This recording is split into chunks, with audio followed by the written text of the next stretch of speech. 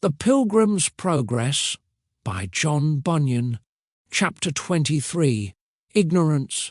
Then I slept and dreamed again.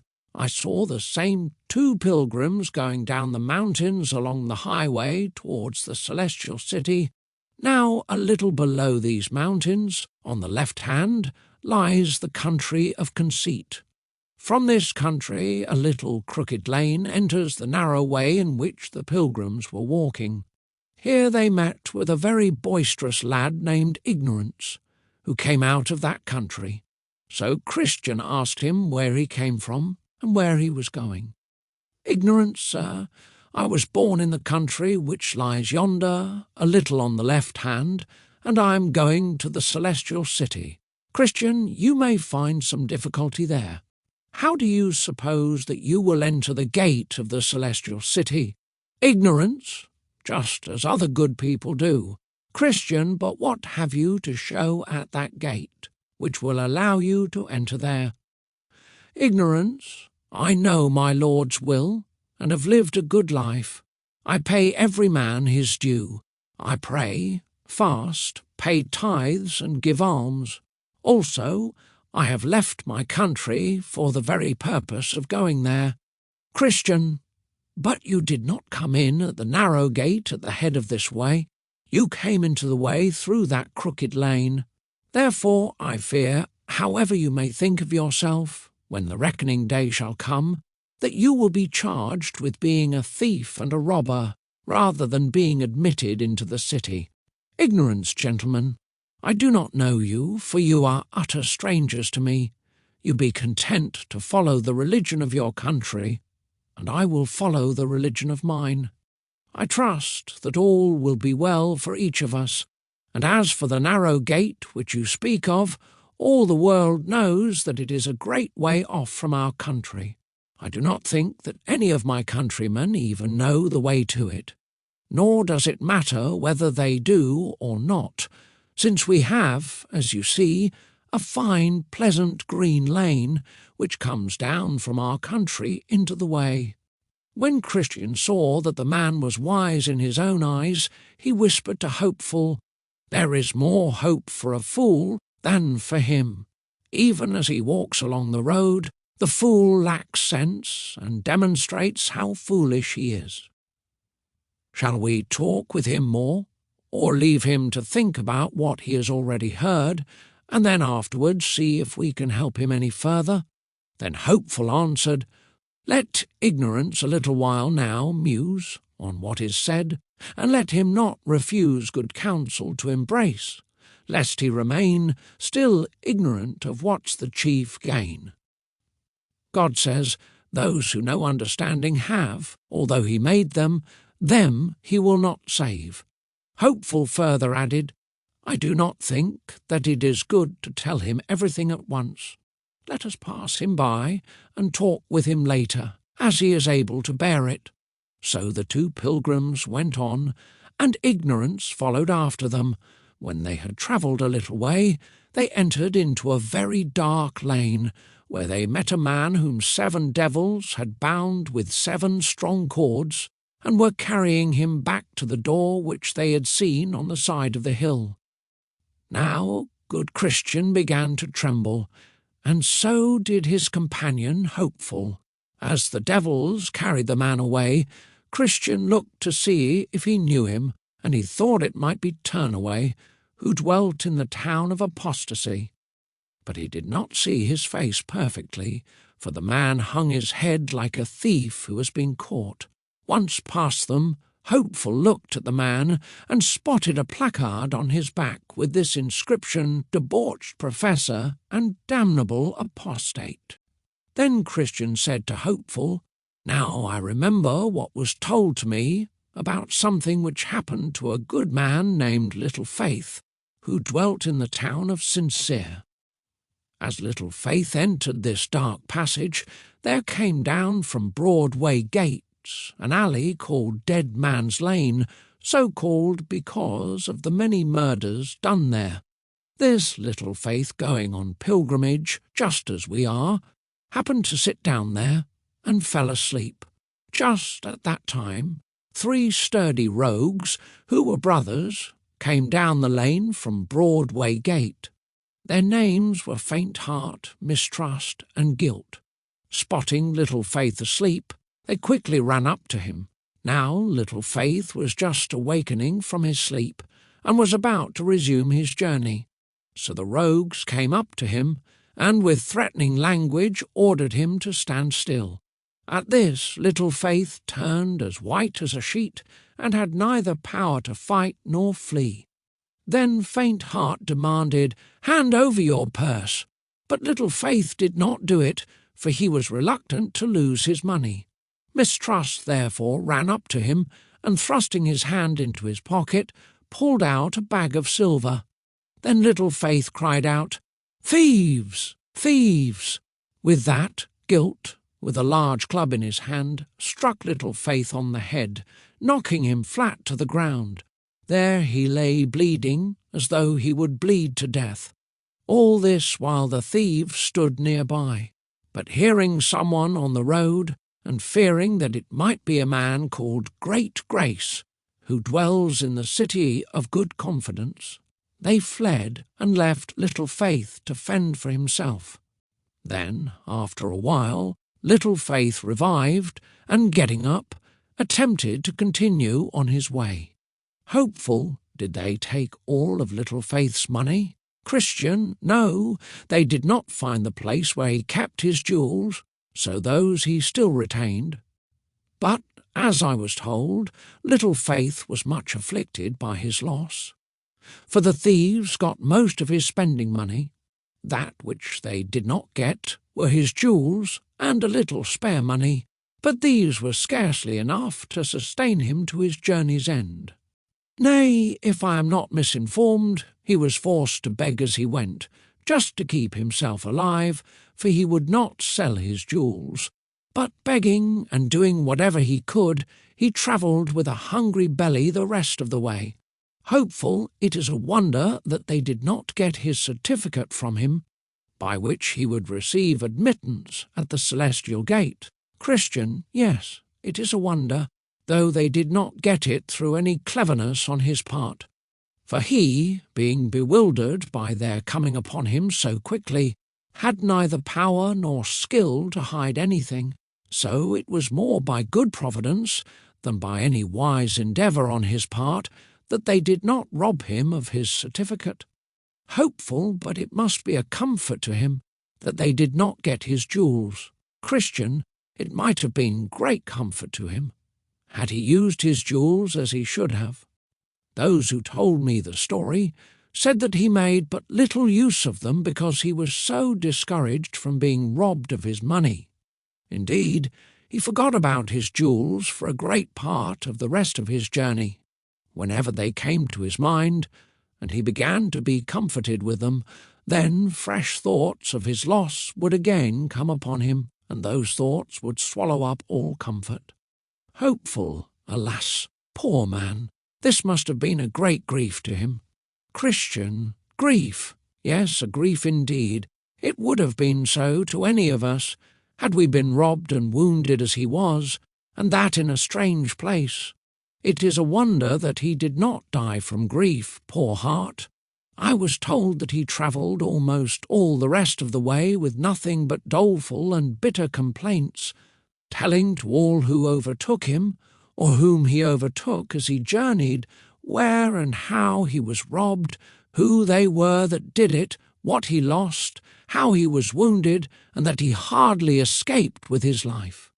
Hopeful, but it is a wonder that his necessity did not make him sell or pawn some of his jewels, that he might have something to sustain him along his journey.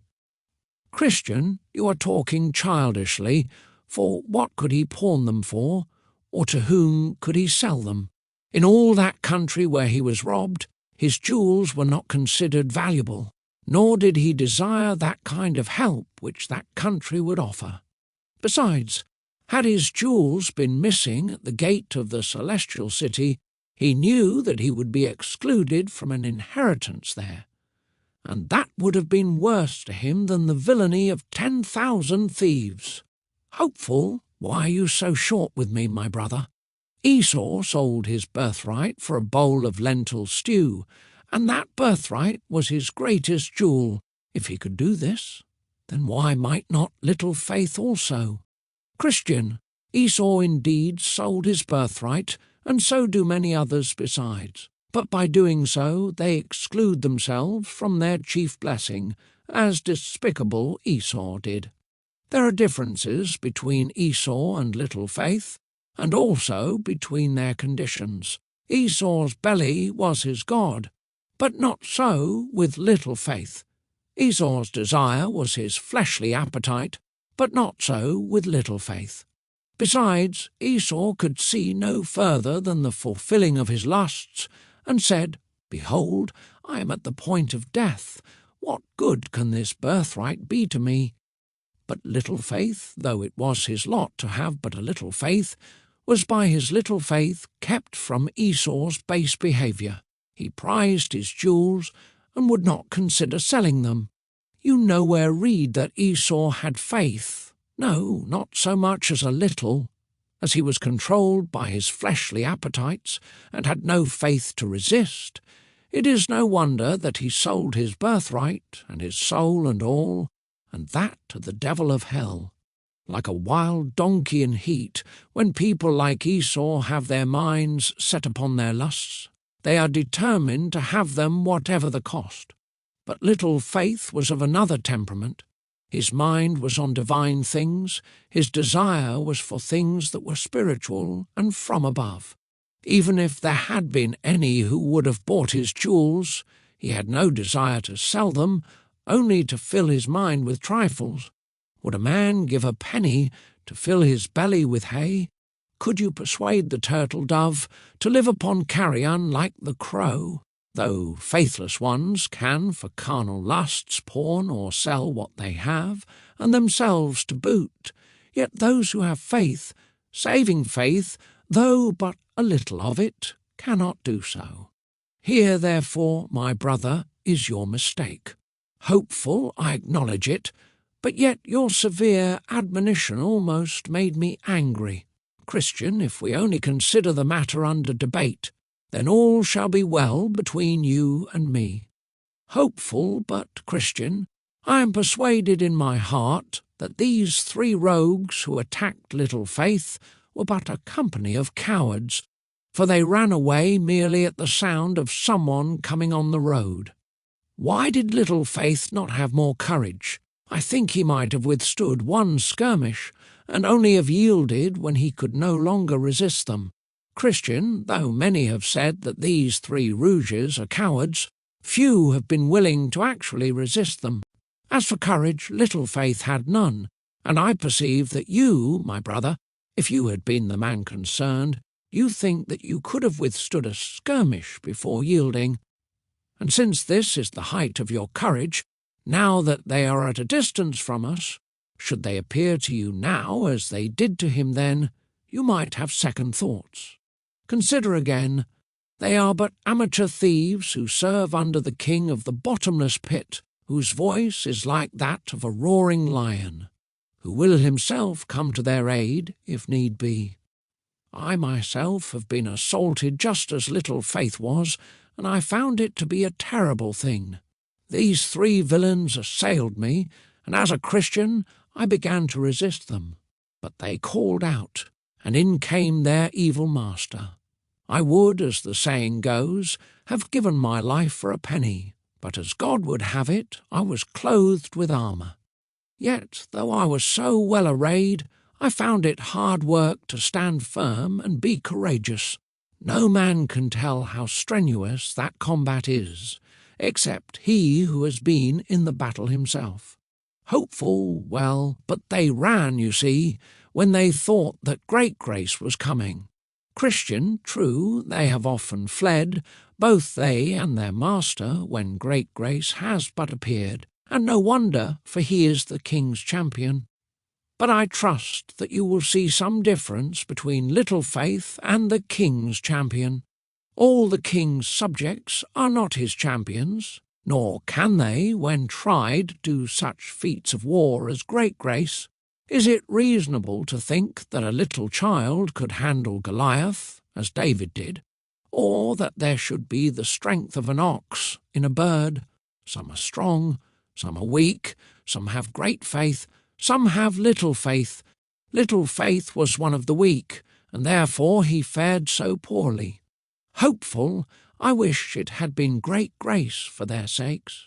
Christian, if it had been, he might have had his hands full, for I must tell you that though great grace is excellent at his weapons, and has and can, so long as he keeps them at sword's point, do well enough with them, yet if faint heart, mistrust, or guilt get within his heart, they will be able to throw him down. And when a man is down, what can he do? Whoever looks closely upon great grace's face shall see those scars and cuts there, which demonstrates what I am saying. Yes, I once heard that he would say, when he was in combat, we despaired even of life. How these sturdy rogues and their fellows made David groan and mourn. Yes, Heman and Hezekiah also, though champions in their day, were assaulted by these three rogues. Yet notwithstanding, they had their coats soiled and torn by them. Peter also, whom some say that he is the prince of the apostles, thought that he could stand fast. But these rogues so handled him that they even made him afraid of a poor maiden. Besides, their evil king is at their beck and call. When they whistle for him, he is never out of hearing, and if at any time they are being defeated, he will come in to help them. He esteems iron as straw and brass as rotten wood. The arrow cannot make him flee, and he turns sling stones into chaff. He counts darts as stubble, and he laughs at the shaking of a spear. What can a pilgrim do in this case? But for such footmen as you and I are, let us never desire to meet with an enemy, nor let us boast as if we could do better when we hear of others who have been foiled, nor let us be proud of our own strength, for such overconfident fellows are commonly overcome when tried. Witness Peter, of whom I just mentioned. He would boast. Yes, his vain mind prompted him to say that though all denied his master, that he never would. But who has ever been so foiled by these villains as Peter? When, therefore, we hear that such robberies are done on the king's highway, there are two things that we should do. First, to go out with our armour on, and to be sure to take our shield with us. It is for lack of this that many pilgrims are foiled. Only the shield of faith can quench the fiery darts of the wicked one. If that is lacking, the wicked one does not fear us at all. Secondly, it is good also that we ask the king for a guide as we journey. Yes, that he himself would go with us. This made David rejoice when in the valley of the shadow of death, and Moses would rather die where he stood, rather than to go one step without God. Oh, my brother, if he will but go with us, then we will not be afraid of tens of thousands who set themselves against us. But without him we will only stumble along or lie among the dead. Previously I myself have been in the fray, and through the mercy of our good master I am still alive. Yet I cannot boast of having any courage. I would be glad to meet with no further attacks, though I fear we have not gotten beyond all danger. However, since the lion and the bear have not as yet devoured us, I trust God will also deliver us from the next uncircumcised Philistine. Then Christian sang, Poor little Faith has been among the thieves, was robbed. Remember this, whosoever believes and gets more faith, shall then a victor be over 10,000, otherwise not even 3.